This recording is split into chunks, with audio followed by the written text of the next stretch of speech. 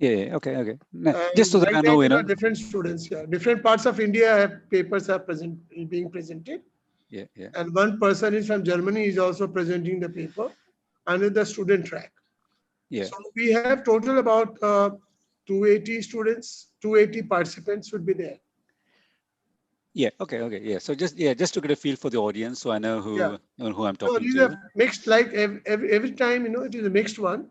Yeah. Faculties will be, the faculty with students, 80 people, remaining will be another 200 people will be students, our Okay. students. Okay. All right. Yeah. Fair enough. So it's blend of both. Yeah. Okay. But Okay. they are all postgraduate students, no undergraduates. Yeah. Yeah. Of course. Except Yes. some students, who are presenting the paper, maybe they are undergraduates Yeah.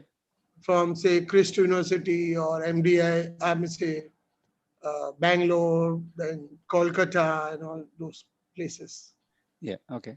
Okay. Good. And how are you keeping? Keeping well, looking Keeping forward well. to your visit. We are having a conference next year, April 29th, 30th. Please block your date. Yeah. Okay. Okay. Yeah. Definitely. Definitely. I'm just waiting for You this must come this pandemic time. to. Next year, you Yeah. must come. Yeah. Yeah. Yes. Yes. I will definitely. I'm just waiting for And the pandemic to be under control I and. know. No, it will be, I think it should go by, hopefully by July, August. July it should go. Yeah. I am hopeful because we Yeah. are getting now vaccine. Australia, I was told by Dr. Maulik that, now everything is open. There is no problem of Yes. COVID Yes. there. Yes. Yeah. Yeah. I think we have the virus well under control. Yeah, Yeah. There has never been a sort of a big outbreak here. yeah. So it has always been well managed, and the vaccination, they're ramping up the vaccination. We had some Okay. issues with getting the vaccines, but we are ramping that up now. Yeah. So You have taken? I'm going to take it next month. Next month, I think for people in my category, it'll open up sometime mid-May. I So see. so once it becomes available, I'll go and take the jab. Yeah. I am taking the second dose on Monday. Okay, okay, okay. So that's good. So that's good. You'll be much more I at have taken the ease. first dose, Yeah, and the second dose I am taking Monday. So my yeah. son is also has taken one dose. In US, now in India, anybody can take from 1st of May, 18 and above. Okay, okay. So all our students, I think, will get vaccinated by Yeah, that yeah, time. yeah, yeah, And hopefully the economy will open up. Our students have already got a placed, yeah. and for summer as well as for final. Yeah. So sorry to interrupt, but Boli? everybody is here, so we can start with our panel Yeah, discussion now. please. Go ahead. Go ahead. Yes. All the best, Dr. Mulay. Yes. Take his photograph, ma'am, so that Yes. next time we'll use him. No, sir. No, sir, don't worry. We won't. No We won't. paparazzi. I've got a dark and murky past, so I don't want people to be chasing me, hunting me down. Yes. You should address our student, Dr. Mulay, sometime. Oh yeah, okay, sure, Online sure. at least. Yes, on my next visit. Definitely on my next visit. Not next visit, at least before next visit, you can address our student also. Yes, sure, Online. sure. एक दो lecture दीजिए. हाँ जरूर जरूर कुछ नहीं Please. क्यों नहीं. Yes, Neha, your job. Yes, sir. If there's a bandwidth issue, do you want me to shut the video down and just have? So will you be presenting or just speaking? So I'll just be speaking. I've just got a set of points here. I'm just going to talk to the points. Okay. So Okay, you can shut down your video. That's not a problem if you want to. I'll leave it open. If there's an issue, just let me know, and then I'll turn it off. Because sometimes you have I think it works better with if there's a bandwidth issue. Okay, sir. Okay. So for now, it's working fine. So we can continue like that. If there's any problems, we'll let you know. Yeah. Okay. If it gets choppy or anything, then my points are recorded here, so I'll put them here. Okay. Okay, so we'll just start with your introduction first, and then you can start your panel discussion. Smarjit, Aditi, you guys can take ahead. Good evening, batch. Now we would like to introduce the key persons of our Asia Pacific International Event 2021. Every day, many individuals approach various renowned journals to get their work published, to get authenticity and receive credit as an author. Some get accepted at the first go, but many receive multiple iterations while the remaining face rejection. Rejection of research paper is a common process these days, which can be hurtful and lead to disappointments. Authors, after all, need to gather input from various collaborators, colleagues, fellow authors, and peer reviewers, which takes in hours of efforts. Shedding light on how to avoid being stuck on the same, we have with us Dr. R. Mule. Sir is a professor at RMIT University, Australia, and has been the recipient of several teaching awards and grants, including RMIT's Innovative Teaching Practice Award. He is currently supervising 3 doctoral students in the areas of environmental policy and social media marketing. This discussion revolves around how to prevent rejection in publications in international journals. So, we would love to have you start the panel discussion. Yeah, hello, and welcome to the session. My name is Raju Mulye. I'm a senior academic at RMIT University, Melbourne, and the topic given to me is how to avoid rejection in academic submission papers. Now, I believe Professor Srivastava has particularly given me this topic because he's aware that I've been rejected many times, not just by conference and journal editors, but also in other spheres of life. So I'm well qualified to talk about rejection. But before I go into it, I would like to thank Professor Srivastava to have this session in a very difficult time. I would like to congratulate his colleagues for a well-organized conference, as he's done many years, consistently over the years. And great kudos to him for having me here as well. I'm quite obliged to be here. The topic. I'm just going to read out to the points. I don't have a PowerPoint presentation, but I can send you a summary of my points to you in terms of my observation as to what actually goes wrong. Let me go back to my document, the notes which I've taken up. In fact, you're in luck. I just recently got a rejection letter. Now, the thing that you have to avoid is what I call as a desk reject. A desk reject happens when you send a paper to an editor and it does not go through the review process. It does not go through the first filtering process. It gets rejected by the editor and sent back to you without any feedback. I mean, you get some feedback. There are some good journal editors who give you some feedback, but essentially it's a very general feedback. And it's disheartening because you spent a few months waiting for this response. You may have gone to the website and looked at where the paper is at. And then after a few months, you get this letter saying it's a desk reject. So my talk will basically be about how to avoid this first step, which is a desk reject. And because I'm a marketer, I try to look at this from the perspective of the consumers, or in this case, the perspective of the editors. So when you get a rejection letter, read it very carefully and try to look beyond it. So I'm just going to read out this to you, and maybe you can tell me what are the main points you can take from this advice. In fact, this letter is from my next speaker. The person, the editor who wrote this to me is Professor Paul, who is going to come after me. So this is an email from Paul to me. It was actually sent to my student, and I was a co-author on this particular paper. So it says, okay, as an A-grade premier journal with 45 years of track record, we understand, or we undertake an initial screening of submissions to ensure they fit the journal and have the potential to contribute substantially to the literature. Our editorial team assesses the extent to which each paper meets several criteria, including potential to be of interest to a global audience, and this is important, a global audience, clear implications for theory, practice, and future research, contribution to the advancement of knowledge in the topic area, and a reasonable chance of being assessed fairly by the reviewers under a double-blind reviewing process. You obviously know what a double-blind referring process is. You don't know who the reviewers are, and the reviewers don't know who the authors are. It's a sort of a fair system, the way it works. Now, it is very rare. I mean, in this particular sort of feedback, And this feedback, I'm also going to sort of now talk in terms of from the perspective of Indian academic working at an Indian university, sending a paper overseas. So I'm not just, I mean, you can go to the internet, there are some papers on how to avoid disk reject and whatnot, but I'm going to take the perspective of an Indian academic sending a paper to the US or to European journal. So one of the points he makes here in this is that the paper has to be of relevance to a global audience. Yeah, so it can't be just based on the Indian data. So, and a reasonable,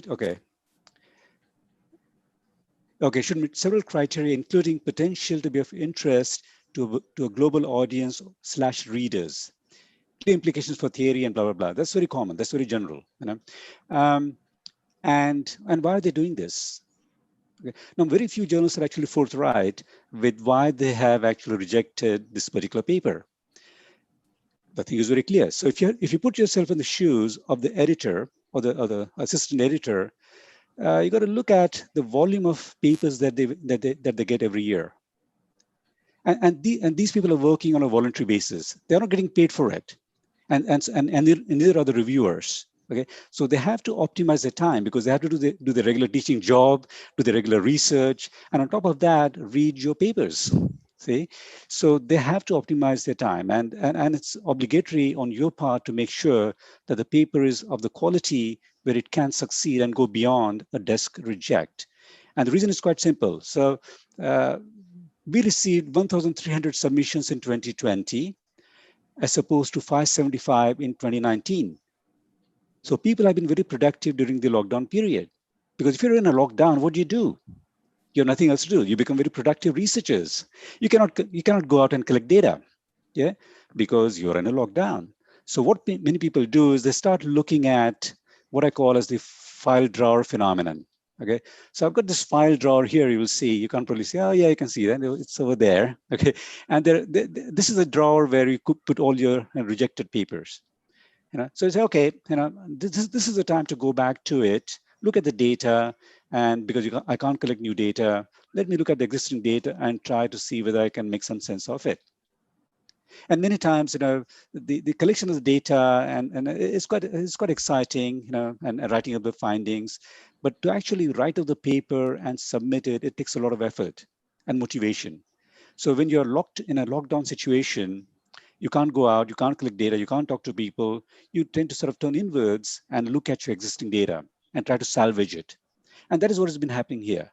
The amount of papers that this journal has received has tripled during the lockdown period. They used to get something like 575 in 2019, is 1,500 submissions, and they expect about the same this year in 2021. For 80 slots, yeah, 1,500 submissions for 80 slots. That's like 5%. They're going to accept 5% of the papers sent to them. Yeah. How do they do this? You know, given the limited time they have, and it's a voluntary job, and you know, they basically look at, you know, I mean, like it's like a yes/no decision. Okay, it's okay, reject or accept, or reject or send to the reviewers. Now, when they look at the papers, how do you avoid being disrejected? How do you make sure that you're not part of the 95% of the papers that are going to get disrejected? The first thing I would say is look at the hygiene factors. Try to maintain the hygiene factors. Read the journal guidelines very, very carefully because they're looking for rejection. Okay, they're saying, how can I reject this particular paper? They're not looking at improving your standards or giving you feedback so that you can develop it. And that is not their job. That is not their purpose. They're saying, okay, this is sloppy. How to get rid of it? So what are the common reasons? Okay, the hygiene factors which I consider would be poorly written paper. There's a circular argument. There's no argument in the paper. You know, and that's another thing I'll say. You know, with the papers I've seen coming from universities in India, the writing style, and I'll come to that. So poorly written papers. Okay, you read the abstract, it doesn't make sense. It's circular, and it goes out. Okay, author guidelines not followed. Every journal will have a strict guideline. They have a particular format to follow, including the the page numbers, the way, the referencing style, the margins that are required to set up with that particular paper. If you don't follow the guidelines, it's out. They'll look at it, they'll take one look at it, it goes into the rubbish. Outright reject. Yeah. Word limit. So they say the word limit is 5,000, it is 5,000. Don't say, oh, well, it's a good paper. I think many editors will overlook, another 1,000 words. I've done that in the past. Okay, it says 5,000, but they're flexible 10% here and there, like our students do. Word limit is a word limit. You go one word above it, that's a reason for rejection. Okay, so follow the guidelines. So you can't do something like, what I say is, chalta hai yaar, chalta hai. Nikal jayega. Doesn't work like that. Right? So you have to get away from this sort of chalta hai attitude, because they're looking for rejecting papers. And then papers which are carelessly prepared.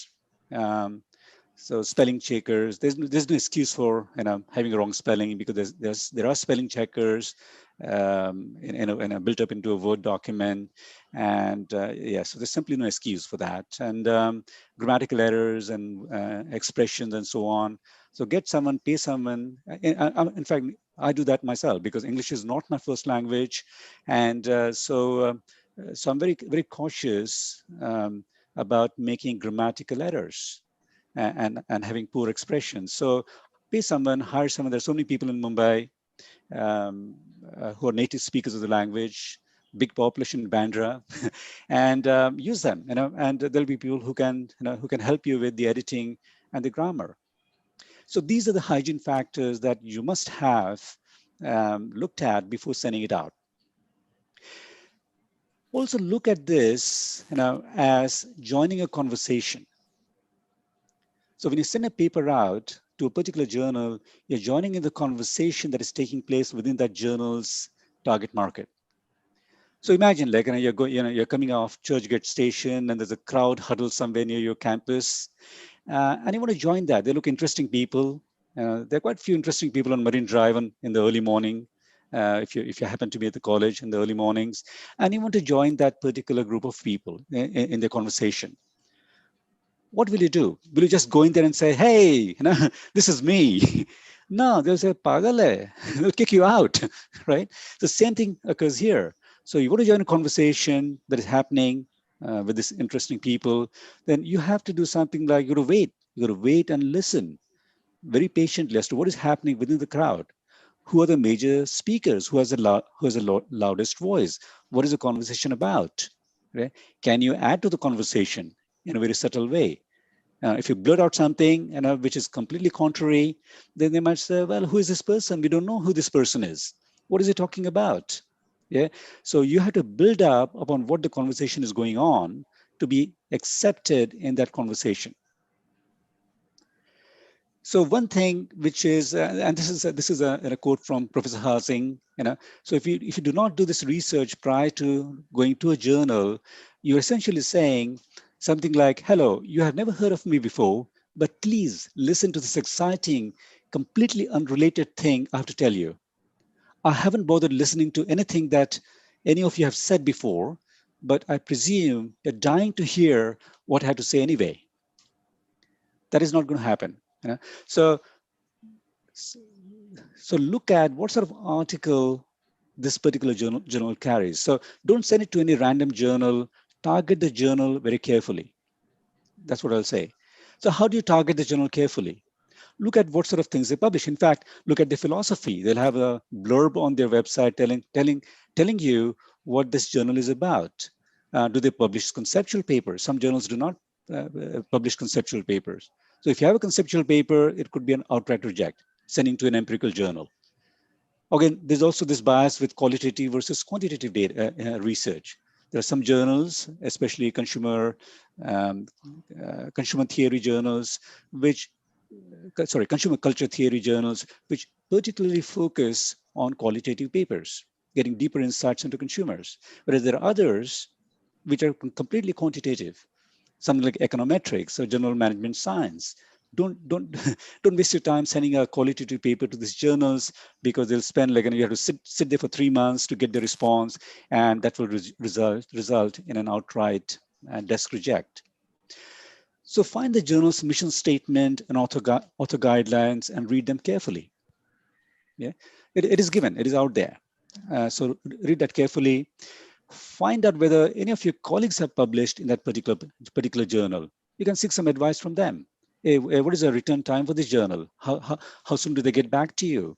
Do they do desk reject? Do they accept qualitative papers? Do they accept literature reviews? Do they require at least two studies?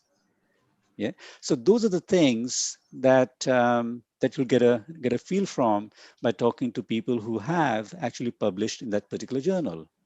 We also have a system within our MIT, within my university, where we have a friendly review, which means that you can present your research in what we call as a brown bag seminars. These are like lunchtime seminars, informal seminars that we hold. So people get together and they discuss their ideas and present it and get feedback.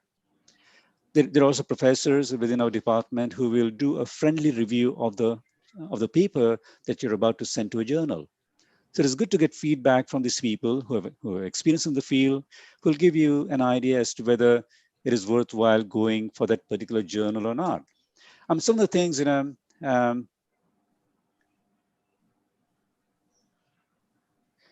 there's also something called as special issues. Many times journals have special issues. Look out for them. There might be a special issue on the Asia Pacific region or India in particular. And there's a good chance of you getting into that journal because your data is situated here in India.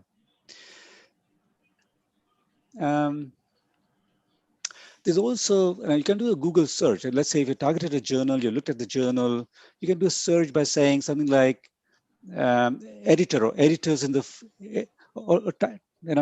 word from the editor, or put the title of the journal and say editors or editors notes. So the editors, that'll probably give you information on the expectations of submission. What is the expectation? What is the turnaround time? What are the common, like the letter I just read out to you. They will tell you what is their problem. Their problem is they're getting a lot of submissions, and there are some deficiencies in the way or what sort of things they will not look at. Yeah, so that's one of those things. Then there are some other tips which I would like to give you from my experience. So let's say now you've selected a particular journal. What I would do is, let's say I'm putting something on celebrity influence or celebrity marketing or influencers. I'll look at least 2 or 3 papers in that journal which look at this particular issue or at this particular topic. And there have to be more recent articles. And I'll try to weave those 3 articles into my discussion. Because if you're sending a paper to a journal, I think it is obligatory that you have read the journal and cited from that journal. Yeah, fair enough, isn't it? So if you're sending to journal of marketing and you have cited papers from a completely unrelated journal, then that's not fair game, and that won't be looked at very positively. So if you're sending to a particular journal, look at least 2, 3 good articles from that journal and weave it in the discussion. So it shows how your research relates or builds up on those three particular papers. And in fact, even I would even put a statement somewhere in the introduction that of these 2 papers published in this particular journal, in their journal, this is what was said and this is what they did. Acknowledge. So when you're joining a conversation, a group of people, you have to acknowledge, yeah, this person has a point. Yeah, but the point can be improved, or or maybe it lacks a particular perspective. So when you're joining a conversation, you got to acknowledge what people have been talking about and build up on it. So don't just go in there and say, Eureka, yeah, here's a good idea. Here's a fantastic idea. It'll be shot down. There's another thing also which I found out is many times, you think that if you go out and say, well, here's a research gap. Yeah, and therefore this research needs to be done. It has not been done before. In fact, the paper we just got shot down was of that type. Okay, where the paper claimed that they're trying to apply protection motivation theory to organic food consumption. Because it has not been done before. Yeah, this theory has not been applied before. But the question is why that theory needs to be applied to explain organic food consumption. What is wrong with current theories? Or why is this particular theory superior to the existing state of affairs? Yeah. So the paper didn't do a very good job at that. It did not join the conversation. It did not acknowledge, why we have, and why is this particular research interesting? So that is where I think there's a deficit in that particular paper, which is not joining the conversation or explaining what has happened before and where this paper comes in. That comes me to the next point which might be of relevance to you, that we have a tendency, and that is our education system. I've gone through the same system of education of giving what I call as GAN giving when we write papers. What is GAN giving? GAN giving means, well, I found this very interesting paper. This is a very interesting idea. It's very well written. I need to put it in my paper to make it impressive. So giving information, okay, which does not really build up on the research problem. Because the research paper is a process of continuous arguments. You're arguing a particular point all the way through, or most of the way through, especially in the introduction. So if you put irrelevant stuff in there just because you want to sort of impress the editors or the reviewers that you've read this particular article and that it's cool to put it in there, and does not really fit in well. Okay, so that is what I call GAN giving. I'll say, what is the relevance of this? Yeah, it's interesting, but how does it contribute to explaining the research gap or to the research question? Okay? So that is one sort of pitfall I think I would say we should avoid. The second thing is claiming that it is a first study. Again, I'm sort of learning from my same mistakes from the paper we just got rejected, saying, this is the first application of this particular theory. When someone reads this, they will say, well, that means you haven't really researched the literature very well. And that is the impression the reviewers would get or the editors would get, because it does not build up on the conversation.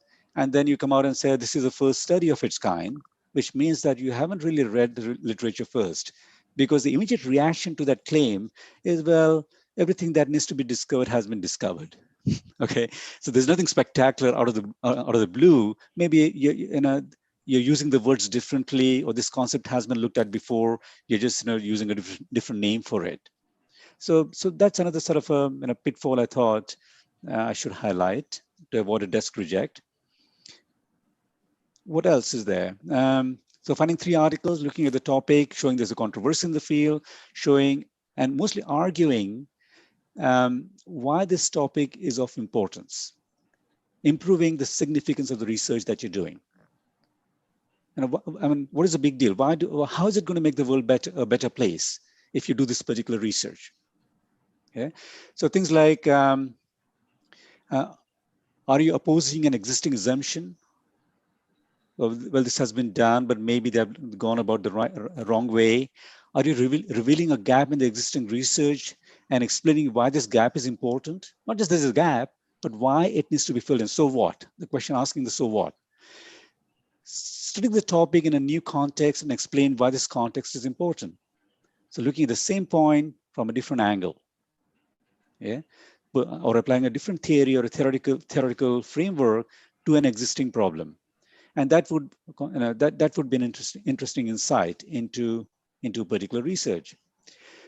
Secondly, there's also these things about interdisciplinary research, and Maulik, who's here, and Dr. Zaveri, his research falls into that category of multidisciplinary research. So then the question becomes, where do you send this paper to? Because if you have only cited one particular area of the literature, it may not have any relevance to the other part, the other journal that you're sending it to. So there is that issue as well. And when you are into interdisciplinary kind of research. Anything else I've left out? There's another point, just another observation. There is some journals like APA, they will sort of give you general guidelines on what are the things, what are the checklists. They'll give you a checklist of things that you need to look at. And one of the things is ethics. Okay, so there are ethics committees here, and they're in every universities here, who make it their job to stop you from doing research. So the very stringent criteria applied that you're not psychologically damaging the respondent, that the research has to be done. There's no other way of doing it. So anything to do with human research or doing any interview or in contact with a human being has to go through this research committee.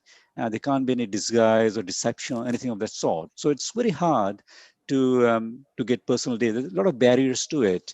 And it is also very expensive. And getting data is very expensive because we can't use our students readily. There's a thing against using your students for research. And the sample sizes tend to be quite small in most of the studies you will see.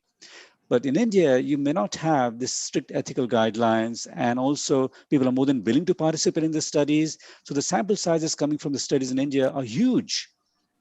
Okay, so and that is unnecessary because that's also sort of because you make the assumption that the bigger the sample size, the better it is. That is not essentially the case, because if you increase the sample size, you also increase the non-sampling errors. Yeah, because there are two kinds of errors, as you know. There's sampling errors and the non-sampling errors. Non-sampling errors are all the screw-ups that occur during a study, and they get compounded. Unless you have a very well set out sampling procedure, you're going to have a large non-sampling errors, and that creates a problem of its own. So look at these studies and see what is the rule of thumb for a sample size? What sort of sample sizes are used for this particular kind of research? So for example, if you're doing something on groceries, the rule of thumb here is about 250 people. Sample size should be a 250. A sample of 250 is good enough. In most retailing journals, you'll find that. Yeah. Same thing, if you're doing experimental research, there is some magic number of 30 that someone has come out with.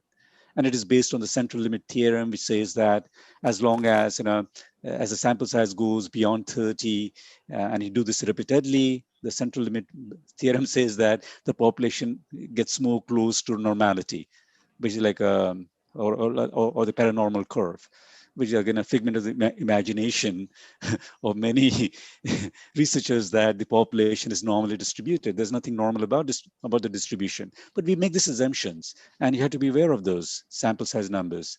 So do not go overboard, I think, in terms of collecting huge amounts of data, but focus more on collecting the right kind of data which answers the research question and contributes to the particular study. Do not send half-baked paper to the journal because they might blacklist you, or they might say, oh, there's some trash coming from this particular place, and that just builds up a bad perception. So so be very careful and go through all the hygiene factors and make sure the paper is top-notch. Okay, and that even your colleagues, you have taken feedback from your colleagues and senior colleagues before you send it out to the editors, because you don't want to build up a reputation, which was happening about 5 years back. There were a lot of editors who were inundated with papers coming from China, because the Chinese university started this thing about having international publications, and there were all these papers flooding into the editor's desk, and they were just rejecting it because they couldn't really cope with it. So don't send rubbish. Do spend a lot of time in polishing the papers before you send it out. Thank you. Any questions? Am I on time? We have Professor Justin Paul already checked in, sir. So we will have him take his lecture, and then we can have Q&A. If it is okay with you, Dr. Mole? Yeah, that's fine. So I'll just wait here. I'll just wait online. I think Dr. Justin Paul is there. The Recon committee can just. Awesome. Thank you, sir. We also have our next panel member, Dr. Justin Paul. Sir is a professor at University of PI, San Juan, and the editor-in-chief of the International Journal of Consumer Studies. Sir is also an associate editor in the Journal of Business Research, which is a European management journal. Sir holds honorary titles as Distinguished Professor with 3 reputed universities, including IIMK and SIBM Pune. Over to you, sir. Thank you, Professor Rajesh Srivastava, for this invitation. And I would like to try to have some interaction with you rather than having one-way talk, because in case if I have one-way talk, probably it might be repetitive of previous speakers. And I would like to express my, kind of sympathy for the Mumbai situation where you are in. So like currently I watch the news and saddened to hear all the lockdown or whatever related news because of COVID-19. And whatever limited time I have a PowerPoint file, and in case if PowerPoint, I'm trying to share my PowerPoint, I will talk about 10 minutes and using this PowerPoint, and then we can have discussion or questions and answers. Aditi, will you allow the? Yes, sir.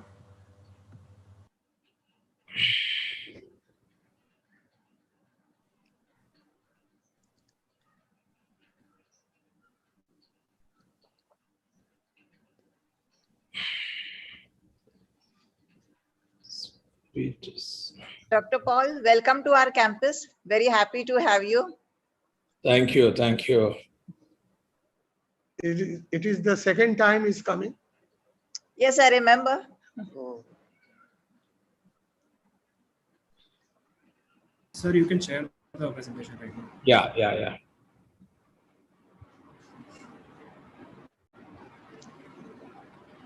Yeah, I'm happy to see that you got about 200 people attending this conference, and my thought process, I would quickly share some do's and don'ts, or some strategies, or some ideas, some tips for publishing. Publishing is these days increasingly competitive because, as you know, several institutions are giving monetary incentives, even in India. So no institution in India offered monetary incentives for research and publication 10 or 20 years ago. Nowadays, I'm told that IIMs are offering $1 million Indian rupees for a publication in an A category journal of ABDC Australia.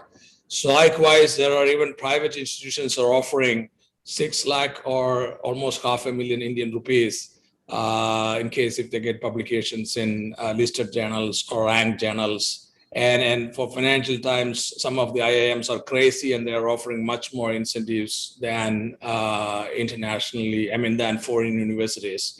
So this is the situation, and as a result, a lot of people, and not only in India, China. I heard that professor was talking about China. So Chinese universities are very aggressive, and they have a kind of bold steps taken in Chinese university system to encourage research. They have not only PhD program these days, they have exclusive postdoc programs where they attract candidates from countries like Pakistan and Bangladesh and their diplomatic allied countries as well. And those students are doing postdoc exclusively only research and funded by Chinese universities. All these have resulted into large number of submissions in some journals, and they are not really going to very top journals, so-called top journals, but they are going to the average quality journals or kind of A-ranked journals because they are not sure about whether they can get published in very top journals.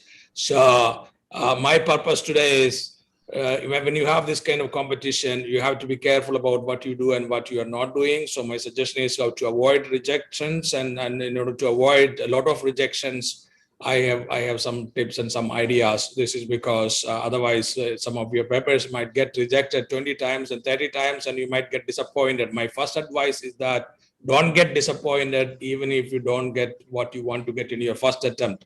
You might get in your third attempt, you might get in your fourth attempt, you might get in your fifth attempt. A paper publication or 1 or 2 publications or 4 or 5 publications in really good journals is actually going to help you to get jobs in premier universities or universities in developed countries, university or IITs and IIMs and those kind of institutions. So, sometimes they hire based on publications, or many times they hire based on publications.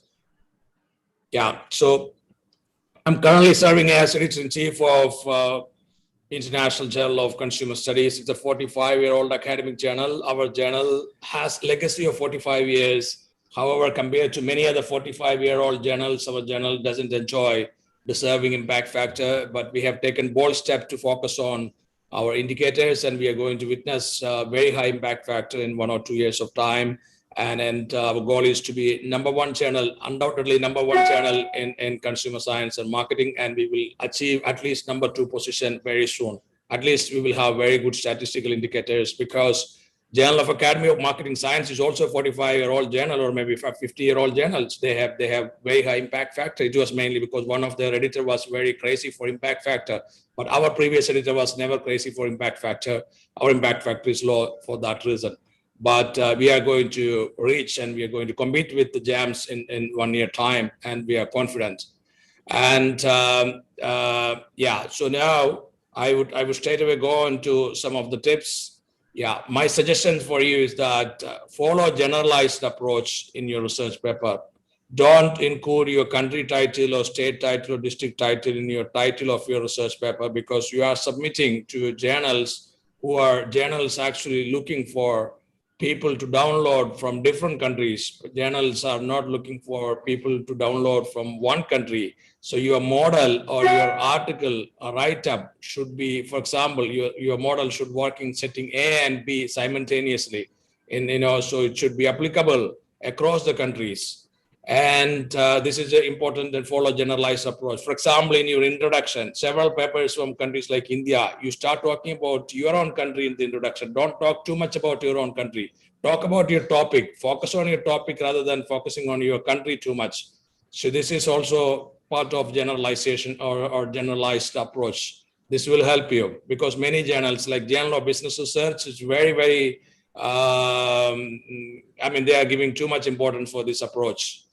And number 2, provide the reader with a roadmap of how the paper is going to flow. Yeah, this is also important, because you have to create link between different sections. For example, when you finish introduction, you have to outline what each section in your paper is all about. And highlight, next point is originality of your study. What is original? What is new and novel in your study? You have to highlight. So in case if there is something new and novel, if you don't highlight that, people will not recognize that. So make sure that you highlight what is new, what is original in your study, because all the editors and reviewers need to look at what is original in your study. They are not interested in publishing replicated studies or recycled studies. They are always interested in looking at or shortlisting original studies, original papers. It's important. Explain uniqueness of your study. And next point is do plagiarism check. Do plagiarism check is very, very important. We get a lot of plagiarized papers. On an average, 15 to 20% papers submitted are plagiarized. And there is no country of origin difference for this. We have plagiarized submissions from different countries, India, China, Australia. So we know, some of the top business schools, so they submit plagiarized papers. Some of the professors or researchers, because what happens, professors, sometimes they just add their name, work is done by their PhD students, and they forget to check plagiarism. Sometimes this kind of things also can be a problem. And yeah, so another suggestion is that you should have recent citations. If your paper looks like, paper has only very old citations, so that means you have not survived, you are not aware of the recent studies, recent developments in your field. Make sure that you cite recent papers before you submit, preferably from the target journal, but recent papers from different journals, and at least 1 or 2 from the target journal too, to show that your paper is related to or relevant to target journal. And another suggestion is that these days in cross-section studies, common method bias is considered as something that is to be done as a robustness check in time series data-based studies. Multicollinearity has been there for several years. Common method bias is increasingly these days, many reviewers and editors look for common method bias in cross-section studies. And next suggestion is get it English edited and proofread by someone else. This is also important, because you think that your English is great. Okay, we agree, your English is great, perfect. But at the same time, you're tired sometimes. Even if your English is good, sometimes you don't have energy and enthusiasm to check each and every sentence in your paper. So make sure that you get it English edited, proofread by someone else. Pay them whatever they ask for, but let someone else do this job, because they can look at it with fresh eyes and get it English edited. Sometimes many papers that I have seen, sometimes I get frustrated as an editor, because many people are submitting papers without full stop, without comma, with mistakes. so many mistakes because people think that people are taking editors for ride. Editors, actually, the position of editor is more or less like an honorary position. People become editor to get respect from others, but instead of getting respect from others, many authors are taking editors for a ride by submitting papers with so much problems. So editors will have to discourage such papers. Otherwise, these people will continue to submit the same type of papers with errors and mistakes and those kind of things. Doctors need nurses, doctors have nurses. Same way, professors need assistants. That is why almost all the American universities give a teaching assistant or a research assistant for professors. So if you don't have that thing, employ someone as a freelance assistant who let him or let her check all these kind of things. A lot of students, this kind of work can be done by bachelor degree students. So it need not be MBA student because this just requires very, very fundamental knowledge of English and fundamental knowledge of proofreading. But somebody has to do that. Otherwise, paper will get rejected. And once your paper will get rejected, that editor will carry negative impression about you. Even if you submit a great paper next time, that editor will regret and editor will think that this person has already made me waste my time. And why should I help this person next time? So editor will carry that impression. It has happened to me as an author also. When I was an author in my early stage, I did not know all this kind of things, psychology of editors. You have to understand psychology of editors too. And next suggestion is that if you have an empirical paper, make sure that you have hypotheses. If you have a qualitative paper, make sure that you have research questions. And if you have a conceptual paper, make sure that you have theoretical testable proposition. This doesn't have any subject boundary. It can be marketing, human resource management, or any subjects. So empirical paper need to have hypotheses, and qualitative papers should have research questions, and conceptual papers should have theoretical testable propositions. And next point is when you do you prepare your paper, it can be empirical, qualitative, or whatever conceptual. So you need to have clarity of literature review, and your literature review should be based on the findings of prior studies. So you have to when you survey, when you collect studies, you have to look at what other people have found, findings of prior studies, and then includes findings of prior studies, and try to corroborate or contrast your findings with their findings in discussion section. This is important. Yeah, corroborating or contrasting your findings with findings in discussion section. Perhaps you can also include a table with this kind of thing, because tables always help. Because if you write in a narrative way, readers will not understand, because many times reviewers don't read each and everything because they don't have time. Because this is a secondary job for them. So but if you include stuff in the table format, reviewers are happy to look at it, because reviewers can easily figure it out. They will get impressed by looking at your tables. And next suggestion is that implement all comments if you get revision, because if you don't implement all comments, if you get revision, they will reject your paper. This is guaranteed. Rejection is guaranteed. And so look at your reviewers as your gurus, as your mentors. Sometimes reviewers may be wrong, but you have to try to implement maximum suggestions. Otherwise, they have their own ego. They will reject your paper. Okay. So each human being has their own ego. So make sure that you try to implement maximum comments and write response letter politely and in a detailed way. Because if you don't write politely and if you don't write detailed way how you implement this comment, they will get angry and they will reject it. And next suggestion is that select a topic with newness and novelty and avoid recycled topics. Yeah, newness and novelty is also important. This is very important. And for example, when I was looking for more research papers, when I was an associate professor and all to get promotions and those kind of things, and I ventured into some new areas. I developed a concept called mass teach marketing.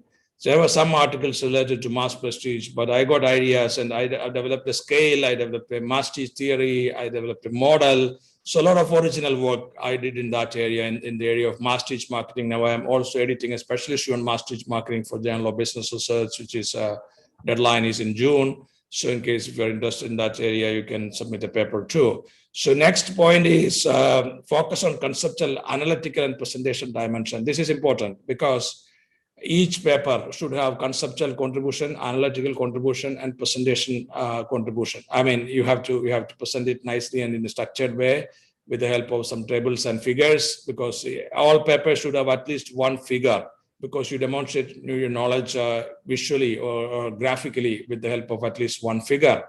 And conceptual contribution, what is the theoretical contribution, which is generalizable. Conceptual means generalizable. What can be generalized from this study?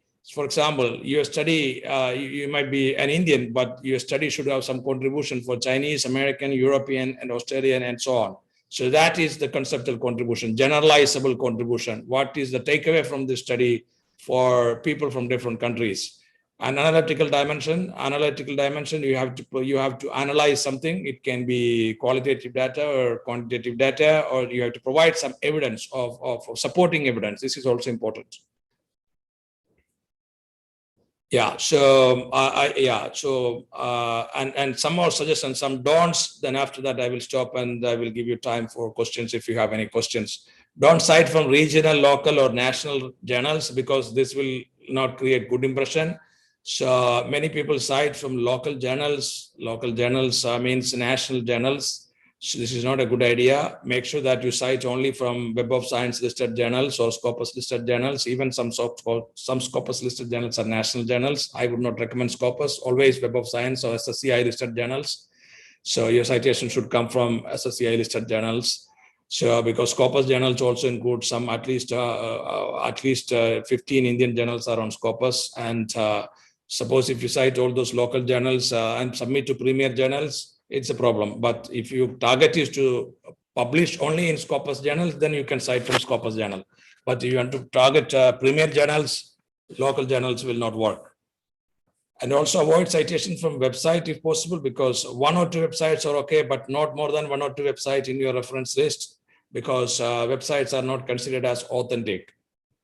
Yeah, so another suggestion I mentioned is that don't include country or state name in your title of the article, because you need a generalized title. And another suggestion is that no need to spend a lot of time for changing format these days, because 80% or 90% journal editors do not care format these days, because they have implemented free format policy. It was originally implemented by Elsevier. But if you get a revision, they care format, but for first submission, they don't care format these days.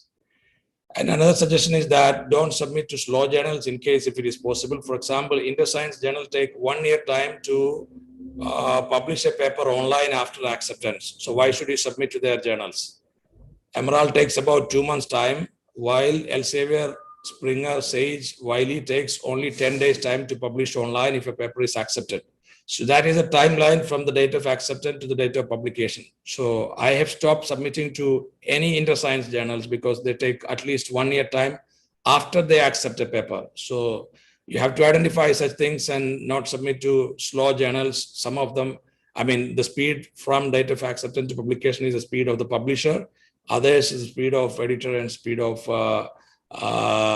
reviewers also. And you can find the speed of each journal on different publishing companies' website. For example, Elsevier has a journal finder. And if you type a journal name or subject, your subject area, journals will pop up. Journal names will pop up and it will show the average speed of the journal. And you can also compare that and decide where to submit.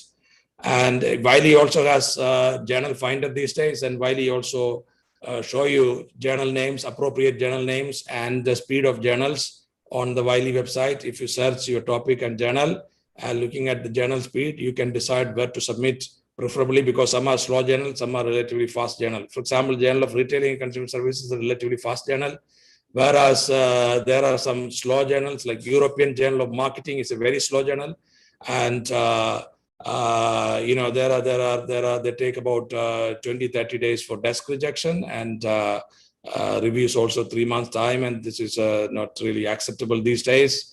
And there are several slow journals. So yeah, so you have to, like my own paper sometimes, like Journal of Management Studies, once they took 9 months to reject my paper, 9 months to reject, to get reviews, 9 months. That means very lethargic editors. Sometimes I have to say that, because they are not dynamic. Otherwise, they will not take 9 months to get reviews. Yeah, I would like to wind up and thank you. And I would like to express my special and sincere thanks to Professor Rajesh Srivastava for this invitation. And in case if there is free time, if there is still time, I would like to give you an opportunity to ask questions. Thank you. Thank you very much, sir. Thank you very much for sharing your thought process. It's very nice of you. In spite of the difference of time, you could wake up early morning to be with us. And Dr. Mole, very nice of you, sir. I hope you are there. Yes, I'm here. Thank you. Thank you very much, sir, for giving a detailed talk. And both the lectures were very informative and interesting. I think question answer sessions we can, I think it was adequately covered. So due to paucity of time, we can proceed with the next session. And Dr. Justin Paul and Dr. Mole, I invite you in advance.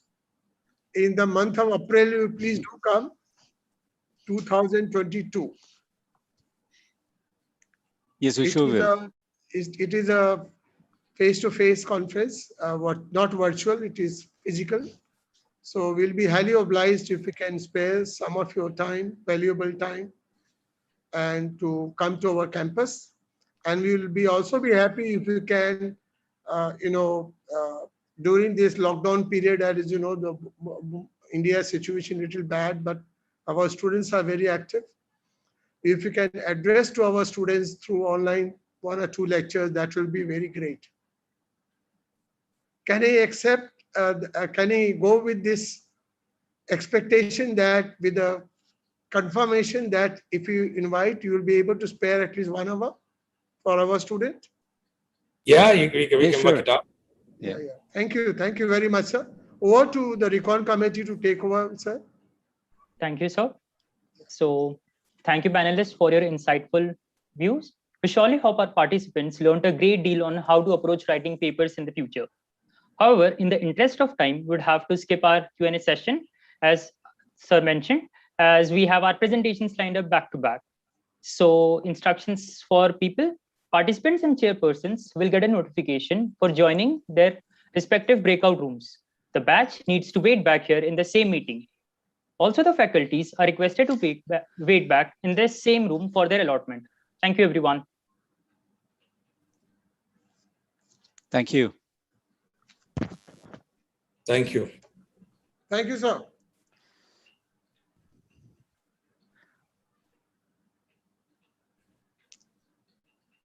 Okay.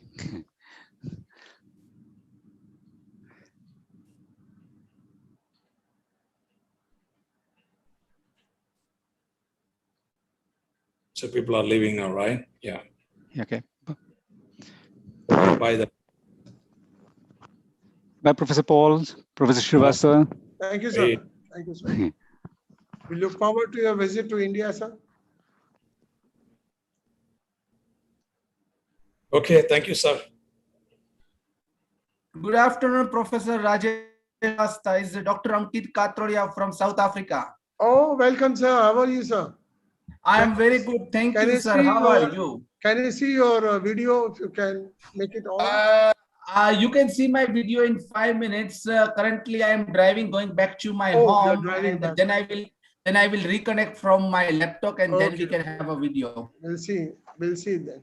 Thank you. Welcome. It was really nice listening to all of you. Thank you so very much. Yes. Thank you, sir.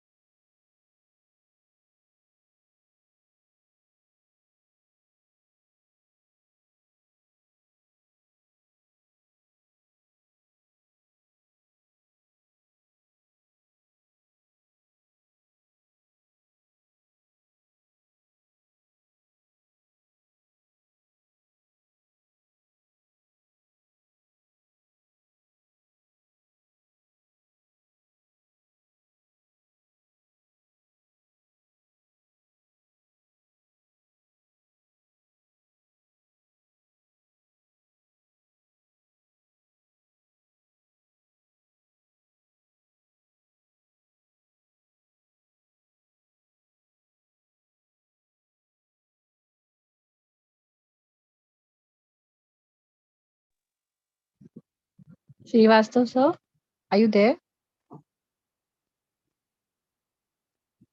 Sir, Yeah, good evening, sir. Sir, Rishika here. yeah, Ritika, how are you? I'm good. How are you, sir? Fine. Sir, I just joined at 3:45. Yeah, that I was Mr.